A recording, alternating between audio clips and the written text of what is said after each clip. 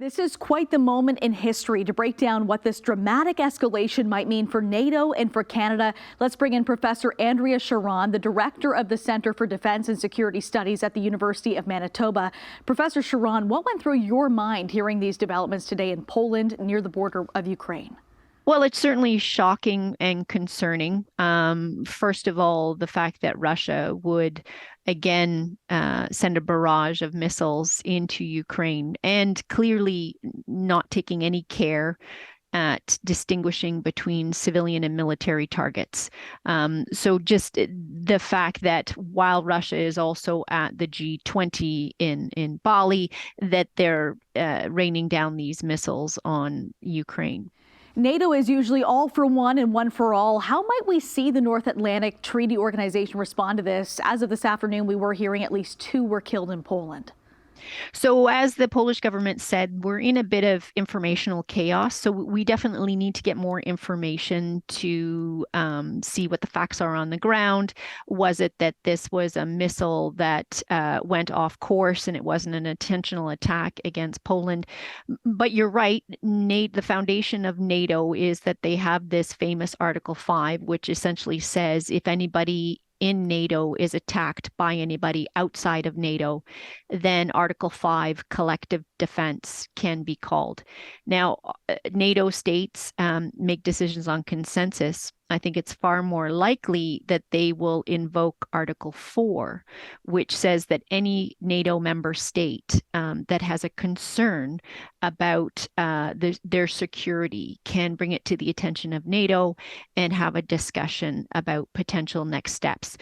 Article 4 has been invoked a few times, and with respect to Russia's behavior in Ukraine, I think that's far more likely. But in this age of great power competition, we are always a misperception, an accident, an incident away from things escalating quickly. And so it'll be really important to get facts on the ground.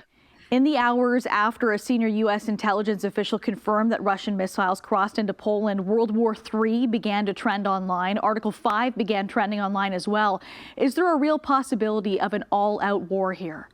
Well, I think NATO states have tried very hard to make sure that we don't engage in World War III, which is why NATO states have been providing support to Ukraine without trying to be directly involved. Article 5 has only been invoked once in history, and that was after 9/11, and it was because the United States had been attacked from actors who are outside of NATO and based in Afghanistan. We've had other incidences where we've had missiles hit, for example, in Turkey. Turkey brought it to the attention of NATO in this Article 4 format, and the decision was not to invoke Article 5.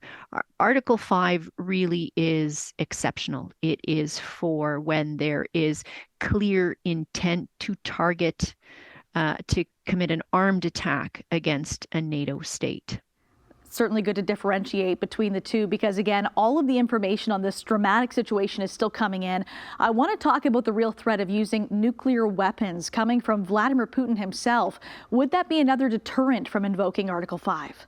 Well, we've always had the threat of nuclear weapons. I think we've forgotten that we are living in the age of deterrence by punishment, which means that at the end of the day, nuclear weapons are always a possibility.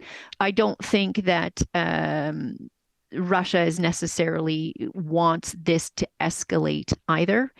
And I really hope that cooler heads are going to prevail because it will not be without consequences to Russia. Professor Sharon, thank you for your time tonight. My pleasure. Thank you.